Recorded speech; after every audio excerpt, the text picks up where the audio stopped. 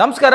ಇವತ್ತೇನಪ್ಪ ತೋರಿಸ್ತಾ ಇದ್ದೀರಾ ಅಂತ ಕೇಳಿದ್ರೆ, ಇವತ್ತೊಂದು ಒಳ್ಳೆ ರೆಸಿಪಿ ತೋರಿಸ್ತಾ ಇದ್ದೀವಿ, ಒಳ್ಳೆ ಸ್ವೀಟ್ ತೋರಿಸ್ತಾ ಇದ್ದೀವಿ. ಸೊ ನಮ್ಮ ಫ್ಯಾಮಿಲಿಯಲ್ಲಿ ಮಾತ್ರ ಮಾಡೋ ಅಂಥದ್ದು ಇದು. ಶುಭ ಸಮಾರಂಭಗಳಲ್ಲಿ ಮಾಡೋವಂಥ ಒಂದು ಸ್ವೀಟ್ ಮಾಡ್ತಾ ಇದ್ದೀವಿ ಇವತ್ತು. ಇವರು ನಮ್ಮ ಶ್ರೀಮತಿಯವರು, ಭಾರತಿ ಅಂತ ಹೇಳಿಬಿಟ್ಟು, ಒಳ್ಳೆ ಒಂದು ಖಾರದ ಒಬ್ಬಟ್ಟು ಅಂತ ಹೇಳ್ಬೋದು. ನಮ್ಮ ಕಡೆ ಅದನ್ನು ಬಜ್ಜ ಅಂತ ಕರೀತಾರೆ. ಖಾರ ಮತ್ತು ಸ್ವೀಟ್ ಎರಡು ಮಿಕ್ಸ್ ಮಾಡಿ ತಿನ್ನೋವಂಥ ಒಂದು ರುಚಿಕರವಾದ ಖಾದ್ಯ ಅಂತ ಹೇಳ್ಬೋದು.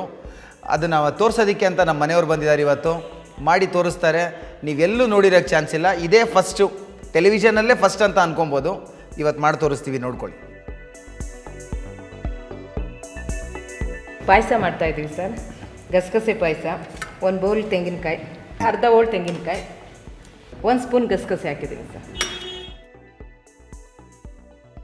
ಸಿಪ್ಪೆ ಬಾಯಿಗೆ ಸಿಗಬಾರ್ದು ಅಂತ ಹೇಳ್ಬಿಟ್ಟು ನಾವು ಸಿಪ್ಪೆ ಬಿಡಿಸ್ಕೊಂಡು ಬರೀ ಏಲಕ್ಕಿ ಬೀಜಗಳು ಮಾತ್ರ ಹಾಕ್ಕೊಂಡಿದ್ದೀವಿ ಇದರಲ್ಲಿ. ಇದಿಷ್ಟನ್ನು ನಾವು ನೀರು ಹಾಕಿ ರುಬ್ಕೊಳ್ತೀವಿ. ಇವಾಗ ಫಸ್ಟು ಸ್ವೀಟ್ ಮಾಡ್ತಾಯಿದ್ದೀವಿ, ಅದಕ್ಕೆ ಪಾಕ ಮಾಡ್ಕೊಬೇಕು. ಒಂದು ಅರ್ಧ ಗ್ಲಾಸ್ ನೀರು ಸಾಕು ಇದಕ್ಕೆ. 1 ಬೌಲ್ ಬೆಲ್ಲ ಹಾಕ್ತಾಯಿದ್ದೀವಿ. ಇವರಲ್ಲಿ ನನಗೆ ತುಂಬ ಇವ್ರು ಮಾಡೋ ಎಲ್ಲ ಐಟಮ್ಗಳೇನು ನಮಗೇನು ಇಷ್ಟ ಆಗಲ್ಲ, ಆದರೆ ಈ ಐಟಮ್ ಮಾತ್ರ ಸಿಕ್ಕಾಬಟ್ಟೆ ಇಷ್ಟ ಆಗುತ್ತೆ ಅಂತ ಹೇಳ್ಬಿಟ್ಟು ನಮ್ಮ ಅತ್ತೆ ಅಂದರೆ ಇವ್ರ ತಾಯಿ ಯಾವಾಗ ಹೋದ್ರೂ ಇದೇ ಮಾಡ್ತಾ ಇದ್ದಿದ್ದು. ಗೊತ್ತು ಅವ್ರಿಗೆ, ಊಟ ಮಾಡಲ್ಲ ನಮ್ಮ ಅಳಿಯ, ಇದನ್ನೇ 4-5 ತಿನ್ಕೊಂಡ್ಬಿಡ್ತಾನೆ ಅಂತ ಹೇಳ್ಬಿಟ್ಟು ಹೋದಾಗೆಲ್ಲ ಇದೇ ಮಾಡೋರು. ನಾನು ಅದೇ ಎಕ್ಸ್ಪೆಕ್ಟೇಷನ್ ಇಟ್ಕೊಂಡು ಹೋಗ್ತಾ ಇದ್ದೆ.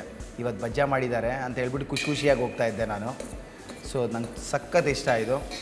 ನಮ್ಮನೇಲೇನು ಅಷ್ಟೊಂದು ಮಾಡ್ತಾ ಇರಲಿಲ್ಲ ಮುಂಚೆ, ಯಾಕೆ ಅಂದರೆ ನಮ್ಮನೇಲಿ ತುಂಬ ಕಷ್ಟ, ಬಡತನ, ಏನು ಅಂಥದ್ದೇನೂ ಇರಲಿಲ್ಲ. ಇವ್ರ ಮನೆಗೆ ಹೋದಾಗ್ಲೇ ಈ ಥರ ಎಲ್ಲ ಒಳ್ಳೊಳ್ಳೆ ಐಟಮ್ಗಳು ತಿಂತಾ ಇದ್ದಿದ್ದು ನಾನು. ಸೊ ಹಾಗಾಗಿ ಈ ಬಜ್ಜ ಅಂತ ಹೇಳಿದ್ರೆ ನನಗೆ ತುಂಬ ಇಷ್ಟ. ಈ ರೆಸಿಪಿ ನೋಡಿದ ಮೇಲೆ ಎಲ್ಲರಿಗೂ ಇಷ್ಟ ಆಗುತ್ತೆ. ಯಾಕೆ ಅಂದರೆ ಇದು ರೆಸಿಪಿನೇ ಆ ಥರ, ಒಂದು ಖಾರ ಮತ್ತು ಒಂದು ಸ್ವೀಟ್ ಎರಡು ಮಿಕ್ಸ್ ಮಾಡ್ಕೊಂಡು ತಿನ್ನೋವಂಥ ರೆಸಿಪಿ ಇದು. ನೀವೇ ನೋಡಿ ಹೇಗಿರುತ್ತೆ ಅಂತ ಹೇಳ್ಬಿಟ್ಟು, ಸಿಕ್ಕಾಬಟ್ಟೆ ಚೆನ್ನಾಗಿರುತ್ತೆ. ರುಬ್ಕೊಂಡಿರೋ ಅಂಥ ಈ ಕೊಬ್ಬರಿ, ಗಸಗಸೆ ಮತ್ತು ಏಲಕ್ಕಿ ಮಿಕ್ಸ್ ಮಾಡ್ತಾಯಿದ್ದೀವಿ. ಬರೀ ಒಂದು 10 ನಿಮಿಷ ಬೆಂದರೆ ಸಾಕು ಸರ್. ಇದು ಗಸಗಸೆ ಪಾಯಸ ರೆಡಿ. ಉಳಿದಿರೋದಕ್ಕೆ ಒಂದು ಸ್ವಲ್ಪ ನೀರು ಹಾಕಿ ಇದಕ್ಕೆ ಹಾಕ್ಕೊಳ್ತಾ ಇದ್ದೀನಿ. ಇದು ಜಾಸ್ತಿ ತೆಳುವಾಗಬಾರ್ದು. ಇದು ಜಾಸ್ತಿ ತೆಳುವಾದರೆ ತಿನ್ನೋಕ್ಕೆ ಮಜಾ ಇರೋದಿಲ್ಲ, ಜಾಸ್ತಿ ಗಟ್ಟಿ ಆದರೂ ತಿನ್ನೋಕ್ಕೆ ಮಜಾ ಇರೋದಿಲ್ಲ. ಇದು ಒಂದು ಹದವಾಗಿರಬೇಕು, ಅಂಟೋ ಥರ ಇರಬೇಕು ಅಷ್ಟೇ. ಇದು ಈ ಒಂದು ತಿಕ್ನೆಸ್ಸು ಇನ್ನೊಂದು ಸ್ವಲ್ಪ ಬೇಯ್ತಾ ಇದ್ದಂಗೆ ಇನ್ನೊಂಚೂರು ಗಟ್ಟಿ ಆಗುತ್ತೆ ಅಷ್ಟೇ. ನೋಡಿ, ಹಾಗೆ ಸ್ಮೆಲ್ ಬರ್ತಾ ಇದೆ, ಗಮ್ ಅಂತ ಇದೆ. ಕರೆಕ್ಟಾಗಿದೆ. ಹೌದಾ? ನಾನು ನೋಡ್ತೀನಿ, ಸರಿಯಾಗಿ ನೋಡೋಕ್ಕೆ ಬರಲ್ಲ ನಿಮಗೆ. ಸರ್ ನಾವು ನೋಡ್ತೀವಿ ಸರ್, ಯಾಕೆಂದರೆ ನಾವು ಸ್ವೀಟಲ್ಲಿ ಸ್ವಲ್ಪ ಎಕ್ಸ್ಪರ್ಟ್ ನಾವು. ಸೂಪರ್ ಸರ್, ರೆಡಿ ಆಯಿತು, ಆಫ್ ಮಾಡಿದ್ದಾಯಿತು. ಈಗ ಖಾರದ ಒಬ್ಬಟ್ಟು ರೆಡಿ ಮಾಡ್ಕೊಳ್ಳೋಣ. 250 ಗ್ರಾಮ್ ಕಡಲೆಬೇಳೆ, ಹೆಚ್ಚು ಕಡಿಮೆ ಇದು 4ರಿಂದ 5 ಅವರ್ ನೆಂದಿದೆ. ಇದು 10 ಮೆಣಸಿನ್ಕಾಯಿ ಹಾಕ್ತಾಯಿದ್ದೀನಿ ಸರ್. ಅದಕ್ಕೆ ಒಂದು ದಪ್ಪದು ಬೆಳ್ಳುಳ್ಳಿ, ಒಂದು 2 ಚಕ್ಕೆ, 4 ಲವಂಗ, ಒಂದು ಅರ್ಧ ಇಂಚು ಇಲ್ಲ 1/4 ಇಂಚು ಶುಂಠಿ. ಇದು ಮಸಾಲೆಗೆ. ಆಮೇಲೆ ಇನ್ನೊಂದ್ಸಲಿ ಆಡಿಸ್ಕೊಳ್ಳೋಣ ಸರ್. ಇದನ್ನು ಮಿಕ್ಸಿಗೆ ಹಾಕ್ಕೊಳ್ಳೋಣ. ನೀರು ಹಾಕ್ಕೊಬಾರ್ದು, ಕಾರಣ ಏನು ಅಂತ ಹೇಳಿದ್ರೆ ತೆಳ್ಳೆ ಆಗಿಬಿಡುತ್ತೆ.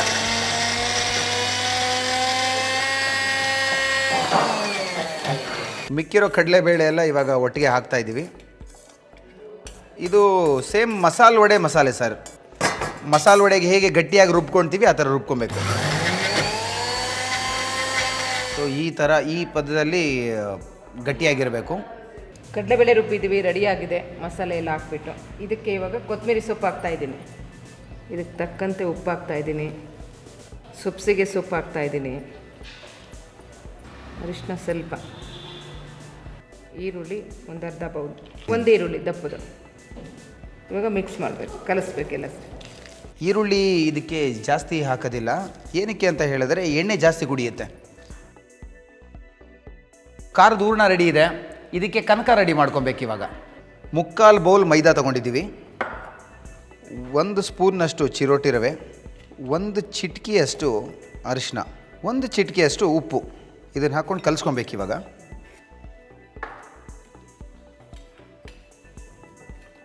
ಒಬ್ಬಟ್ಟಿಗೆ ಹೇಗೆ ಕನಕ ನೀವು ರೆಡಿ ಮಾಡ್ಕೊಳ್ತೀರಾ ಅದೇ ಥರ ಕನಕ ರೆಡಿ ಮಾಡ್ಕೊಬೇಕು.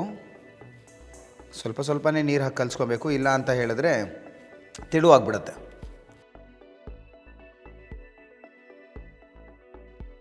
ಈ ಥರ ಗಟ್ಟಿಯಾಗಿ ಕನಕ ರೆಡಿ ಮಾಡಿಕೊಂಡು ಸ್ವಲ್ಪ ಎಣ್ಣೆ ಮಿಕ್ಸ್ ಮಾಡಿ ಒಂದು 5 ಅವರ್ ನೆನೆಸ್ಬೇಕು. ಸೊ ನಾವು ಆಲ್ರೆಡಿ 5 ಅವರ್ ನೆನೆಸಿರೋ ಅಂಥ ಕನಕ ಇಲ್ಲಿದೆ ನಮ್ಮಲ್ಲಿ, ಇದನ್ನು ಯೂಸ್ ಮಾಡ್ತೀವಿ ಇವಾಗ. ಕನಕ ರೆಡಿ ಇದೆ ಮೇಡಮ್, ನಿಮ್ಮ ಆಟ ಶುರು ಮಾಡಿ. ಸೊ ಈ ಥರ ಒಂದು 5 ಅವರ್ ಚೆನ್ನಾಗಿ ನೆಂದರೆ ಕನಕ ಈ ಹದದಲ್ಲಿ ಬರುತ್ತೆ. ಈ ಹದ ಬರಬೇಕು, ಈ ಹದ ಬಂದ್ರೇ ಬಜ್ಜ ಚೆನ್ನಾಗಿ ಬರೋದು.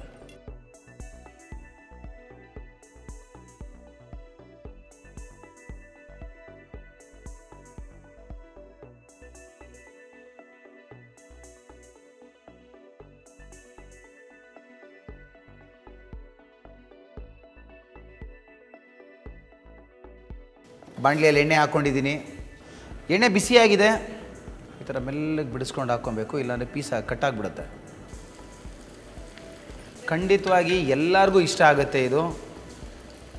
ಮನೇಲಿ ಮಾಡಿಕೊಡಿ. ಮನೇಲಿ ಯಾರಾದರೂ ನಿಮ್ಮ ಪರಿಚಯದವ್ರು ಬಂದಾಗ, ನಿಮ್ಮ ಸ್ನೇಹಿತರು ಬಂದಾಗ ಈ ಥರ ಮಾಡಿಕೊಡಿ, ತುಂಬ ಮಜವಾಗಿರುತ್ತೆ. ಖಾರದ ಒಬ್ಬಟ್ಟು ರೆಡಿ, ನಮ್ಮ ಪಾಯಸನೂ ರೆಡಿಯಾಗಿದೆ. ಮೇಡಮ್ ತಟ್ತಾ ಇದ್ದಾರೆ, ಇನ್ನು 1 by 1 ಬರುತ್ತೆ ಇವಾಗ. ಹುಷಾರಾಗಿ ಎಣ್ಣೆಗೆ ಹಾಕುವಾಗ ತುಂಬ ಹುಷಾರಾಗಿ ಹಾಕಬೇಕು, ಯಾಕಂದರೆ ಇದು ಮೈದಾ ಆಗಿರೋದ್ರಿಂದ ಕೈಗೆ ಕಚ್ಕೊಳ್ಳುತ್ತೆ. ತುಂಬ ಹುಷಾರಾಗಿ ಹಾಕಬೇಕು. ನಮ್ಮ ಖಾರದ ಹೋಳಿಗೆ ರೆಡಿ. ಖಾರದ ಹೋಳಿಗೆ ರೆಡಿ ಇದೆ, ಗಸಗಸೆ ಪಾಯಸ ರೆಡಿ ಇದೆ. ಇವಾಗ ಟೇಸ್ಟ್ ಮಾಡಬೇಕು. ಇವಾಗ ನನ್ನ ಕೈಲಿ ತಡ್ಕೊಳಕ್ಕಾಗ್ತಾಯಿಲ್ಲ. ಈ ಒಂದು ರೆಸಿಪಿನ ನೀವು ಎಲ್ಲಿ ನೋಡಿರೋಕ್ಕೂ ಚಾನ್ಸ್ ಇಲ್ಲ, ನೀವು ಯಾರ ಮನೇಲೂ ತಿಂದಿರೋದಕ್ಕೂ ಚಾನ್ಸ್ ಇಲ್ಲ. ಇದು ನಮ್ಮ ಫ್ಯಾಮಿಲಿ ಖಾದ್ಯ ಅಂತ ಹೇಳ್ಬೋದು. ಇದನ್ನು ನೋಡ್ತಾ ಇದೆ, ಬಾಯಲ್ಲಿ ನೀರು ಬರ್ತಾ ಇದೆ ನನಗೆ. ಬನ್ನಿ ಟೇಸ್ಟ್ ಮಾಡಿ ನೋಡ್ಬಿಡೋಣ ಫಸ್ಟು ಮೇಡಮ್ ಹೇಗೆ ಮಾಡಿಕೊಟ್ಟಿದ್ದಾರೆ ಅಂತ. ನಿಮಗೆ ಲೇಯರ್ ಗೊತ್ತಾಗ್ತಾ ಇದೆಯಾ? ಕೆಳಗಡೆ ಮೈದಾ, ಮೇಲ್ಗಡೆ ಮೈದಾ ಇಟ್ಟು, ಸೆಂಟ್ರಲ್ಲಿ ಹೂರಣ, ಖಾರದ ಹೂರಣ ಎಷ್ಟು ಚೆನ್ನಾಗಿ ಬೈಂಡಿಂಗ್ ಆಗಿದೆ ನೋಡಿ, ಎಷ್ಟು ಚೆನ್ನಾಗಿ ಕಾಣ್ತಾ ಇದೆ. ಸಿಕ್ಕಾಪಟ್ಟೆ ಚೆನ್ನಾಗಿದೆ. ಟೇಸ್ಟ್ ಮಾಡಿ ನೋಡ್ಬೋದಾ?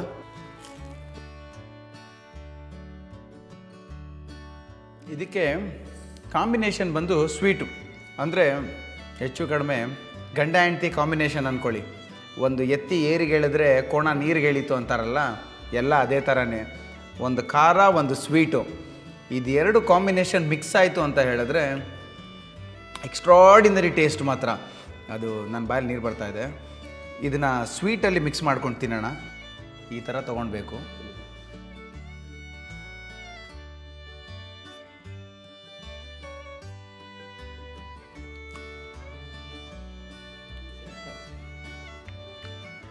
ಸಿಕ್ಕಾಪಟ್ಟೆ ಚೆನ್ನಾಗಿದೆ. ನಿಮ್ಮ ಬಾಯಲ್ಲಿ ನೀರು ಬರ್ತಾ ಇರ್ಬೋದು.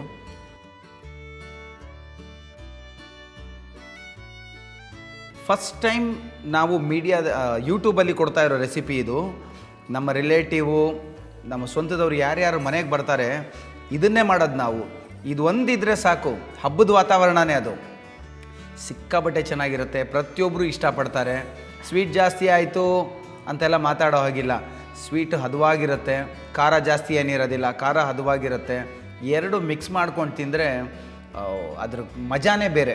ನೀವು ಮಾಡ್ಕೊಂಡು ತಿಂದಮೇಲೆ ನನಗೆ ಹೇಳ್ತೀರಾ, ಸಿಕ್ಕಾಪಟ್ಟೆ ಚೆನ್ನಾಗಿರುತ್ತೆ. ಇದನ್ನು ತುಪ್ಪದ ಜೊತೆಯಲ್ಲಿ ತಿಂದ ಅಂತ ಹೇಳಿದ್ರೆ ಅದ್ರ ಮಜಾನೇ ಬೇರೆ.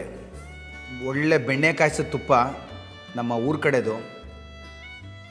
ಮಂಡ್ಯ ಬೆಣ್ಣೆ ಅಂದರೆ ಭಾರಿ ಫೇಮಸ್ಸು. ಇದು ಮಂಡ್ಯ ಕಡೆಯಿಂದ ತಂದಿರೋದು ಇದು.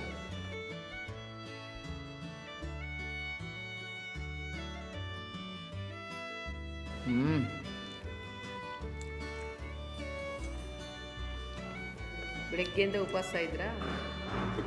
ಬಜ್ಜ ನೋಡ್ತಾ ಇದ್ದಂಗೆ ಹೊಟ್ಟೆ ಹಸಿವು ಶುರು ಆಗೋಯ್ತು ನನಗೆ. ಪಾಯಸ ಟೇಸ್ಟ್ ಮಾಡೋಣ. ಪಾಯಸ ಮಾತ್ರ ಅಲ್ಟಿಮೇಟ್ ಟೇಸ್ಟ್ ಮಾಡಿದ್ದಾರೆ. ಸಿಕ್ಕಾಪಟ್ಟೆ ಚೆನ್ನಾಗಿದೆ. ಮದುವೆಯಾಗಿ ಹೊಸದ್ರಲ್ಲಿ ಹೋದಾಗ ಖಾರದ ಹೋಳಿಗೆ ಮಾಡಿಕೊಡ್ತೀವಿ ಅಂತ ಹೇಳಿದ್ರು. ನನಗೆ ನಗು ಬಂತು, ಖಾರದ ಹೋಳಿಗೆ ಯಾರಾದರೂ ತಿಂತಾರಾ ಅಂತ. ಅವರು ಮಾಡಿಕೊಟ್ಟ ಮೇಲೇ ಗೊತ್ತಾಯಿತು ಆ ಗಸಗಸೆ ಪಾಯಸ, ಬಜ್ಜ, ಖಾರದ ಹೋಳಿಗೆ ಅಲ್ಲ, ಇದು ಬಜ್ಜ ನಮ್ಮ ಕಡೆ ಹೇಳೋದು. ಅದನ್ನು ಬಿಸಿ ಬಿಸಿ ಡಿಪ್ ಮಾಡ್ಕೊಂಡು ತಿನ್ನುವಾಗ ಆ ಮಜಾ ಇದೆಲ್ಲ. ಅವತ್ತು ಅಡಿಕ್ಟ್ ಆದವನು ನಾನು, ಇವತ್ತವರೆಗೂ ಅದು ಯಾರ ಮನೇಲಿ ಮಾಡಲಿ ಅಥವಾ ನಮ್ಮ ಮನೇಲಂತೂ ನಾನು ಅವಾಗವಾಗ ಮಾಡಿಸ್ಕೊಂಡು ತಿಂತಾನೇ ಇರ್ತೀನಿ. ನಮ್ಮ ಮನೇಲಿಯೂ ಯಾರಾದರೂ ಗೆಸ್ಟ್ಗಳು ಬಂದಾಗ ಇದನ್ನೇ ಮಾಡಿಸೋದು ತುಂಬ ಇಷ್ಟ ಆಗುತ್ತೆ. ಪಾಪ ಅವರು ಕಷ್ಟ ಬಿದ್ದು ನನಗೆ ಮಾಡಿ ಕೊಟ್ಟಿದ್ದಾರೆ, ಅವ್ರಿಗೆ ತಿನ್ನಿಸ್ಲಿಲ್ಲ ಅಂತ ಹೇಳಿದ್ರೆ ಅದು ಸರಿ ಹೋಗಲ್ಲ. ಹೇಗಿದೆ? ತುಂಬ ಚೆನ್ನಾಗಿದೆ. Okay, thank you. ಒಂದು ಒಳ್ಳೆ ರೆಸಿಪಿ ಮಾಡಿ ಕೊಟ್ಟಿದ್ದಕ್ಕೆ, ಇವತ್ತು ಆ ರುಚಿ ತಿನ್ನಿಸಿದ್ದಕ್ಕೆ ತುಂಬ ಥ್ಯಾಂಕ್ಸ್ ನಿಮಗೆ. ಮನೇಲಿ ಬಜ್ಜಾನ ಮಾಡ್ಕೊಳ್ಳಿ, ಇದೇ ಥರ ಗಸಗಸೆ ಪಾಯಸ ಮಾಡ್ಕೊಳ್ಳಿ, ತುಂಬ ಇಷ್ಟ ಆಗುತ್ತೆ ನಿಮಗೆ. ನಿಮ್ಗೆ ಇಷ್ಟ ಆಗಿದ್ದನ್ನ ನಮ್ಮ ಕಮೆಂಟ್ ಬಾಕ್ಸಲ್ಲಿ ಹಾಕಿ. ಅದು ಗೊತ್ತಾದ ಮೇಲೆ ನಾವು ಮುಂದೆ ಏನು ಮಾಡಬೇಕು ಅಂತ ನಮಗೆ ಗೊತ್ತಾಗುತ್ತೆ. ಇನ್ನೂ ಒಳ್ಳೆ ಒಳ್ಳೆ ರೆಸಿಪಿಗಳನ್ನ ತೋರಿಸ್ತೀವಿ. Please weight.